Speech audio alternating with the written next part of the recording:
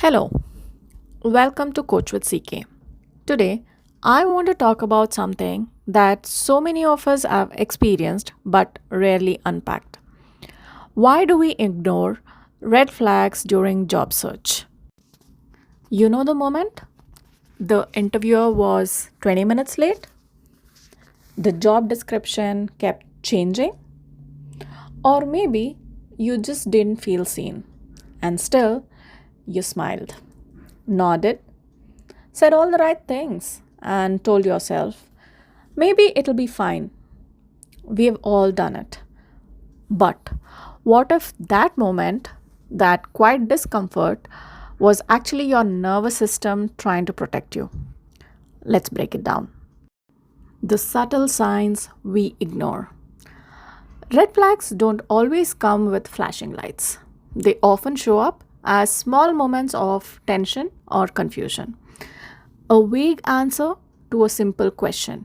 A hiring manager who talks at you, not with you. We move fast vibe without any clarity on structure or support. And yet, we rationalize it. We explain it away. Because on paper, everything looks good.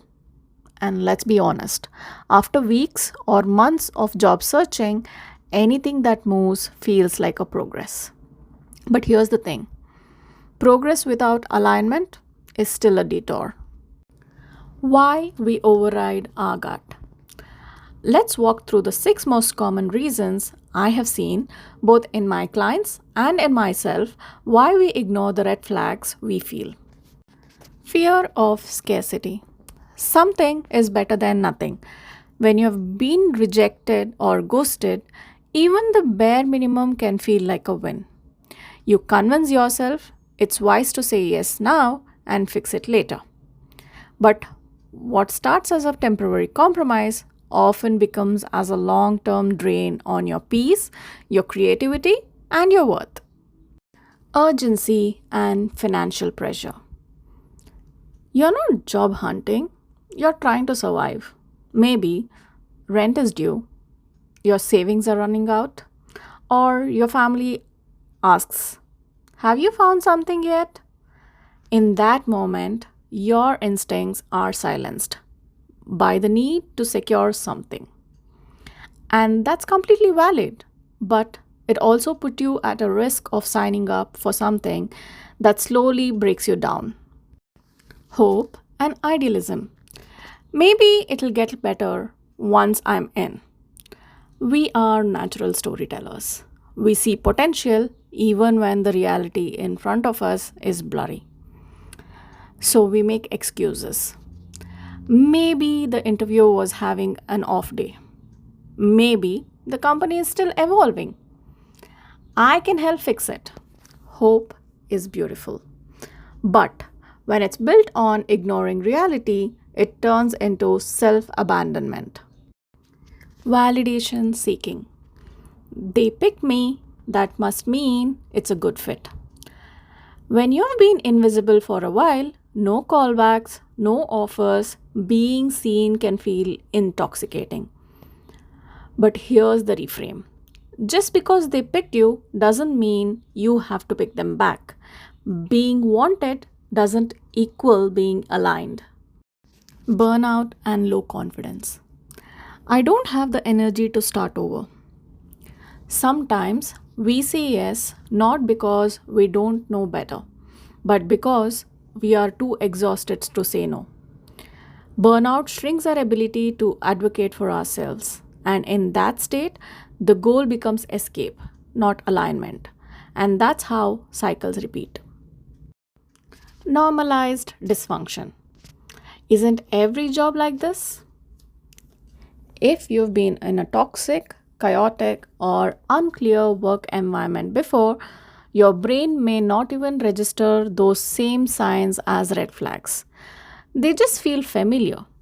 But what's familiar isn't always healthy. Just because it's common doesn't mean it's okay. So, what do red flags look like in practice? Sometimes they show up like this. The interviewer dominates the entire conversation. The role is vague but urgent.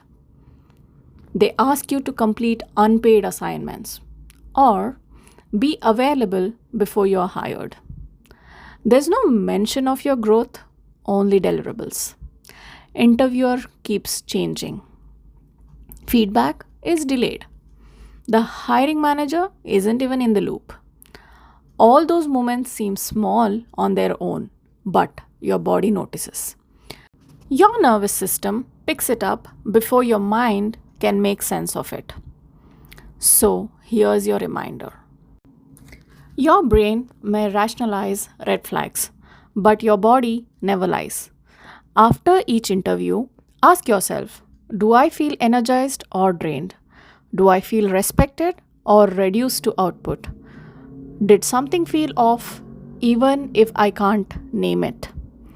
Trust that because the right job doesn't require you to shrink, it invites you to expand.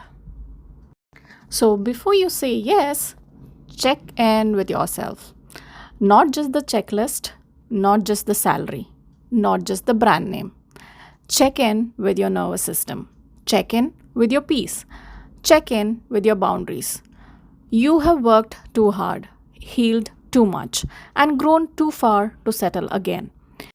If you want a deeper breakdown of how to spot red flags across each stage of the interview process, from recruiter calls to final rounds, head to my post, Read Between the Lines, How to Spot Red Flags in Interviews.